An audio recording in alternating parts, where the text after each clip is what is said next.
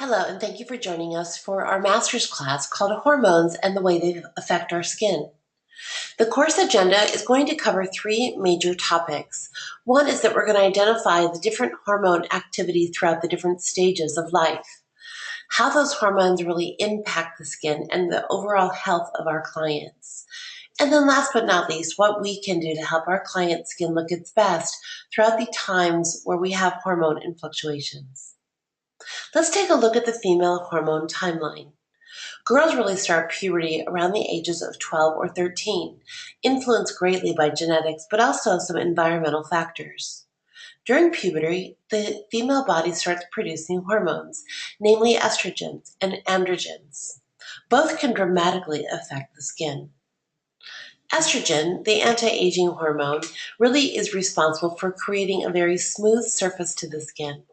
It also helps to build collagen and elastin proteins that give the skin its springiness and elasticity. It helps the skin heal and maintain moisture. Testosterone, on the other hand, enlarges the glands and boosts the production of sebum. There's a direct correlation between the size of the gland and how much oil is secreted in each client's different skin types.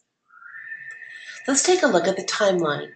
In our 20s to mid-30s, this is where the skin is really peaking. Estrogen's peaking during this time, which can give the skin a very bright glow. Testosterone also peaks, but it's tempered by the increase of estrogen. The combination of these two hormones, instead of producing oily skin and increasing the chances for acne, actually boosts the skin's glow. For routine skincare, women, particularly those in their teens and 20s, can help control oily skin and related acne conditions by using topicals that include salicylic acid. In our late 30s and 40s, we start to see the skin drying out.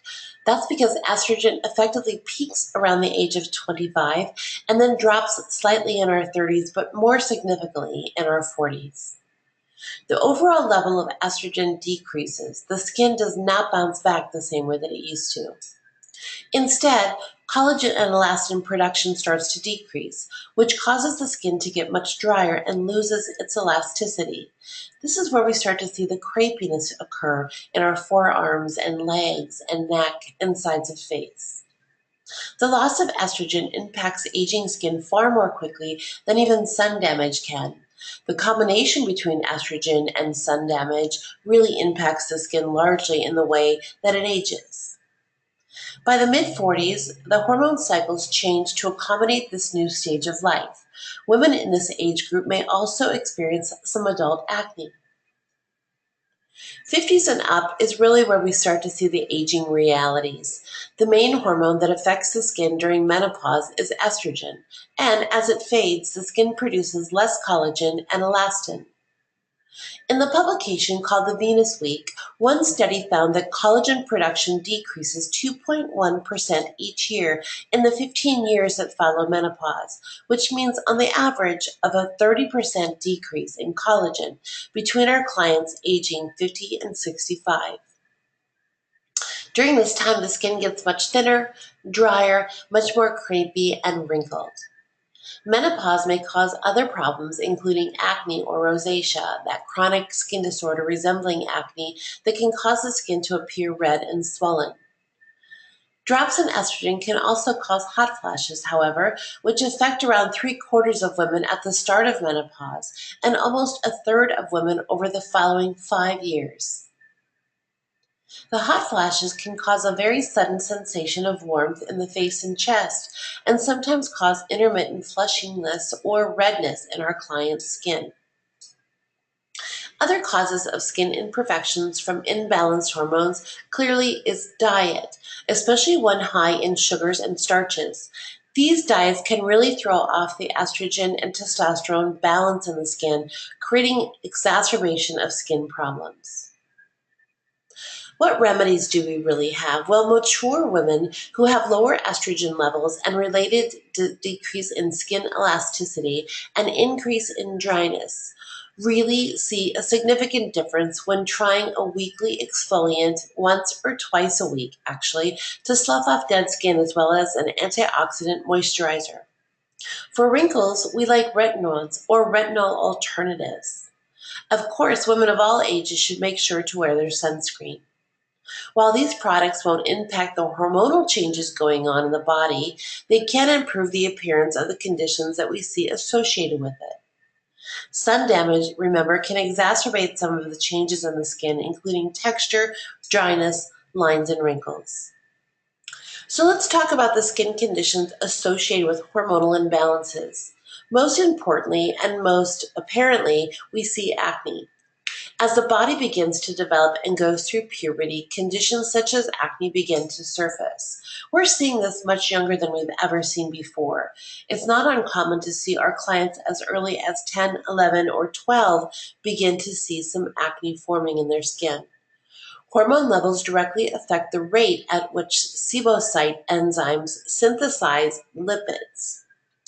As sebocytes differentiate and mature, they accumulate, increasing the amount of lipids in the gland. With time, mature sebocytes, or these cells, migrate toward the central excretory duct of the sebaceous gland and eventually break apart, releasing their lipidic contents into the gland. These lipids and disintegrated sebocytes are then released through the excretory duct into the skin. The activity and size of the sebaceous glands can vary according to circulating hormone levels and age.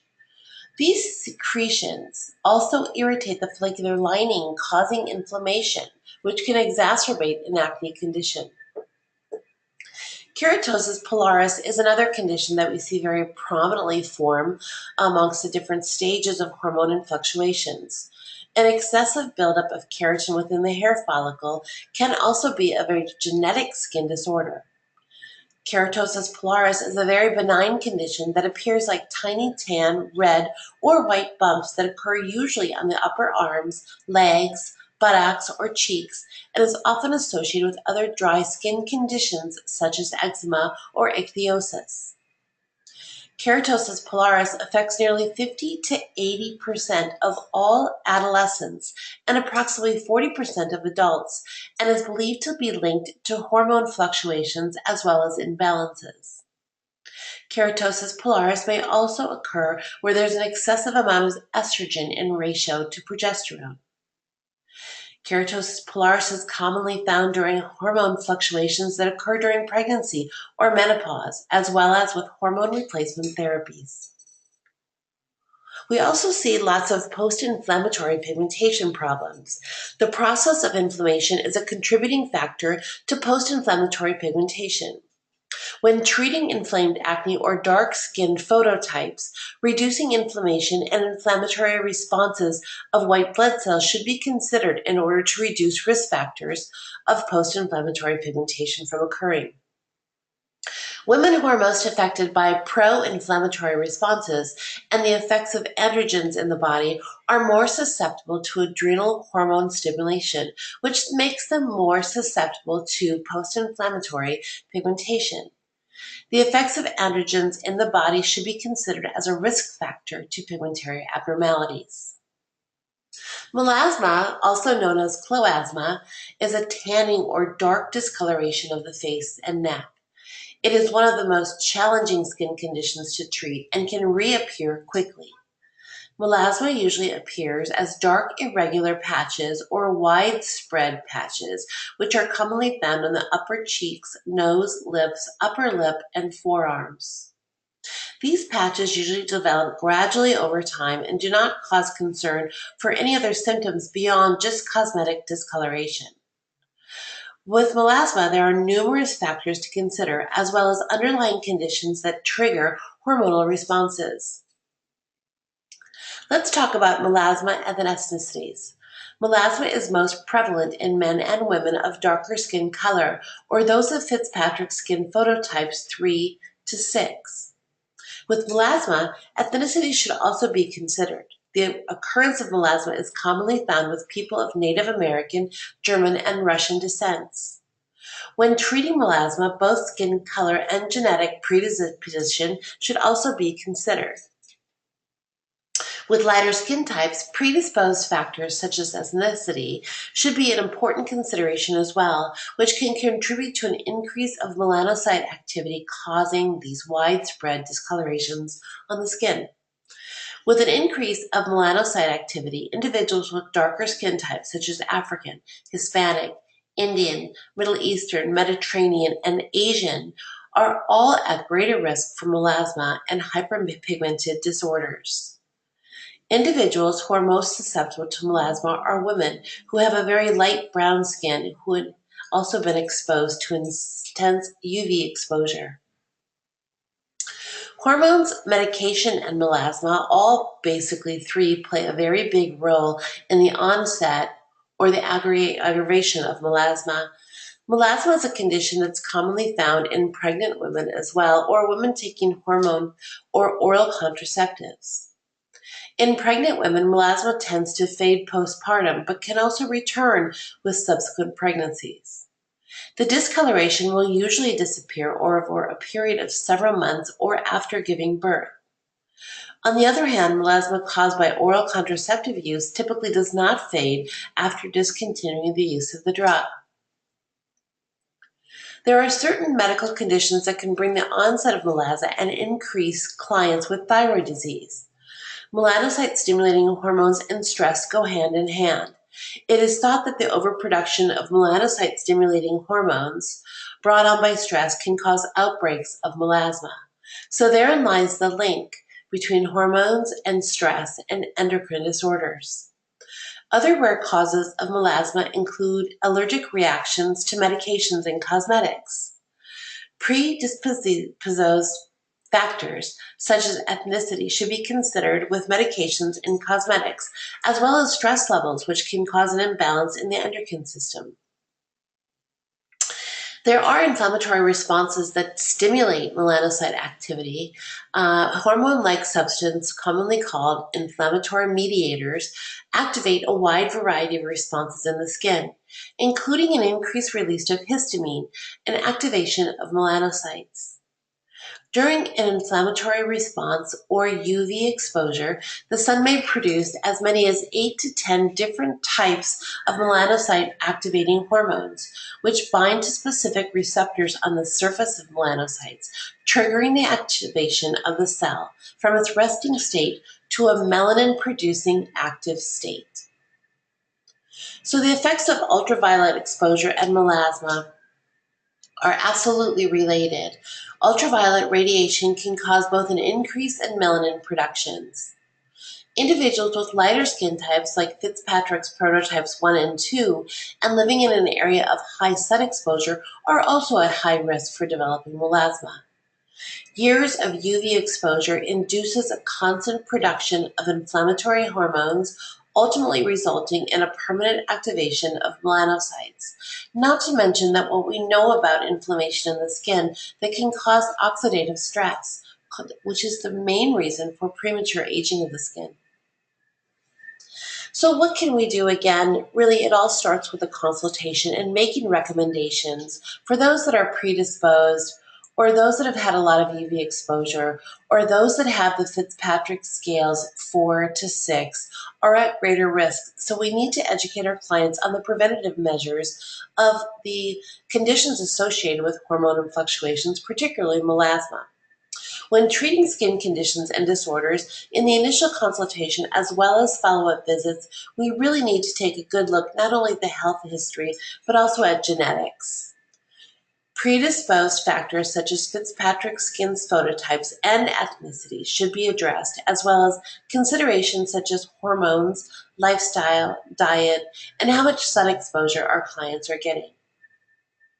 With a thorough understanding of the causes and contributing factors of skin diseases, estheticians like us will be able to provide an individual treatment plan and protocol for optimum outcomes.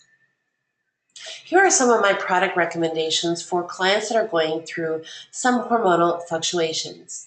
Get clean. Again, we know the importance of exfoliating that dry, flaky skin and encouraging skin turnover. As we age, we know the skin has a more difficult time proliferating new cell growth.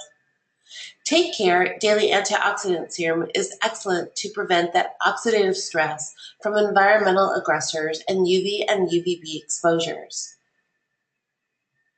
Feel Better is great to impart lots of good healthy oils in the skin, not only to create a smoother surface, but to also lock in the skin's natural moisture factors and prevent transepidermal water loss.